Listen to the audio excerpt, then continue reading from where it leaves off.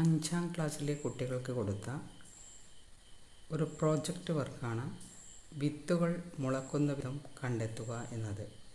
Steps of seed germination, an activity based on seeds. The 5th chapter of 5th class student, EVS text. ചെറുപയർ, കടല തുടങ്ങിയ വിത്തുകളാണ് അവർ മുളപ്പിക്കാനായി പ്രധാനമായും എടുത്തത്. കാരണം വളരെ വേഗത്തിൽ 1-2 ദിവസത്തിനുള്ളിൽ വളരെ എളുപ്പത്തിൽ മുളക്കുന്ന വിത്തുകളാണ് ഇവ രണ്ടും. ഒരു വകയുള്ള എല്ലാ പയർ വിത്തുകളും 2-3 ദിവസത്തിനുള്ളിൽ മുളച്ചു വരും.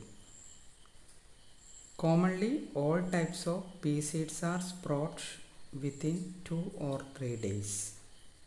The another seed is spinach seed. Spinach seed takes at least 2 or 3 days to sprout. Onion seed take 4 to 5 days.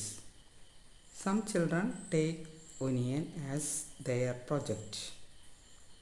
And another project in the class chapter 5th seeds is collection of seeds. Commonly all the students take very interestingly do this project. ക്ലാസ്സിലെ എല്ലാ കുട്ടികളും വളരെ ഇൻട്രസ്റ്റോടു കൂടി എടുത്ത ഒരു പ്രോജക്റ്റായിരുന്നു ഇത്, seed collection.